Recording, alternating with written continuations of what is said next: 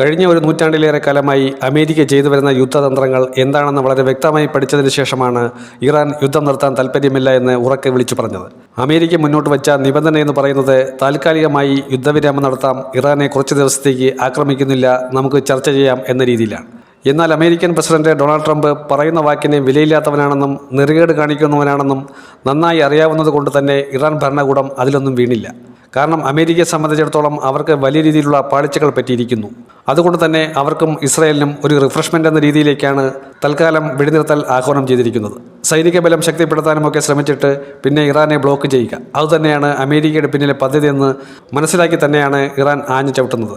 ഇറാനെ സംബന്ധിച്ചിടത്തോളം ഇറാന് ഒരു ഉറപ്പ് വേണം, ഉടമ്പടി വേണം, അമേരിക്ക ഇനിമേൽ ആക്രമിക്കില്ല എന്ന്. ഇറാൻ്റെ ഊർജ്ജ കേന്ദ്രങ്ങളെയോ ഇറാൻ്റെ ആണവ നിലയങ്ങളെയോ ഒരു രീതിയിലും ഒന്ന് നോക്കി ദഹിപ്പിക്കാൻ പോലും ശ്രമിക്കില്ല എന്ന്.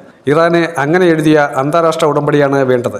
ഇറാനെ സംബന്ധിച്ചിടത്തോളം കേവലം വാക്കുകളോ ജൽപ്പനങ്ങളോ അല്ല, തങ്ങൾക്കെതിരെയുള്ള അതിക്രമങ്ങളെല്ലാം എന്നേക്കുമായി നിർത്തിവെക്കുന്ന ഇറാൻ ജനതയെ സമാധാനത്തിൻ്റെ പാതയിലേക്ക് നയിക്കാൻ പ്രേരിപ്പിക്കുന്ന രീതിയിലുള്ള ഘടകങ്ങളാണ് വേണ്ടത്.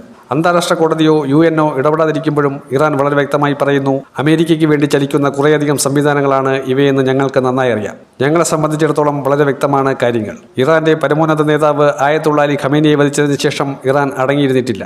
മറുപടി കൃത്യമായി ഇസ്രായേലിനും അമേരിക്കയ്ക്കും നൽകിക്കൊണ്ടേയിരിക്കുന്നു. അതിൽ ഒരു വിട്ടുവീഴ്ചയുമില്ല എന്ന് ഇറാൻ അസന്നിഗ്ധമായി പ്രഖ്യാപിക്കുകയും ചെയ്യുന്നു. യുദ്ധം തുടങ്ങിയിട്ട് 36 ദിവസങ്ങൾ പിന്നിട്ടു. ഒരു രീതിയിലും ഇറാൻ അവരുടെ സൈനിക ബലം ക്ഷയിച്ചുവെന്നോ അല്ലെങ്കിൽ അവർ യുദ്ധത്തിൽ നിന്നും പിന്മാറുന്നുവെന്നോ അല്ല പറയുന്നത്. മറിച്ച് കരയുദ്ധത്തിന് സജ്ജമാക്കി 12 ലക്ഷത്തിലധികം വരുന്ന സൈനികരെ തയ്യാറാക്കി നിർത്തുകയാണ്. ഏത് രീതിയിലാണ് ഇറാൻ കാര്യങ്ങൾ ചിന്തിക്കുന്നത്?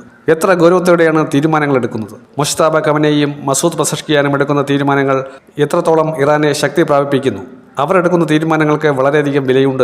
ഇന്ന് ഇറാനെ സംബന്ധിച്ചിടത്തോളം അവരുടെ അഭിമാനം സംരക്ഷിക്കേണ്ടതിൻ്റെ ആവശ്യകത കൂടിയുണ്ട്. ഇറാൻ അങ്ങനെയൊന്നും ഒരു ഉറപ്പ് കിട്ടാതെ യുദ്ധം അവസാനിപ്പിക്കില്ല എന്ന് പറയുന്നിടത്താണ് ട്രംപിൻ്റെ എല്ലാ രീതിയിലുള്ള ജൽപ്പനങ്ങളും പൊളിഞ്ഞെടുക്കുന്നത്. ട്രംപ് വിരളി പിടിച്ചിരിക്കുകയാണ്. അധികാര കസേര കൈവിട്ടു പോകുമോ? കാരണം സ്വന്തം രാജ്യത്ത് റെജീം ചേഞ്ചിനു വേണ്ടി അവിടുത്തെ ജനങ്ങൾ തെരുവിലിറങ്ങുകയാണ്. ട്രംപ് എത്രയും പെട്ടെന്ന് വൈറ്റ് ഹൗസിൻ്റെ പടിയിറങ്ങാൻ കാത്തു നിൽക്കുന്ന ഒരു വൻ ജനതയാണ് അമേരിക്കയിലുടനീളം നമുക്ക് ഇപ്പോൾ കാണാൻ കഴിയുന്നത്.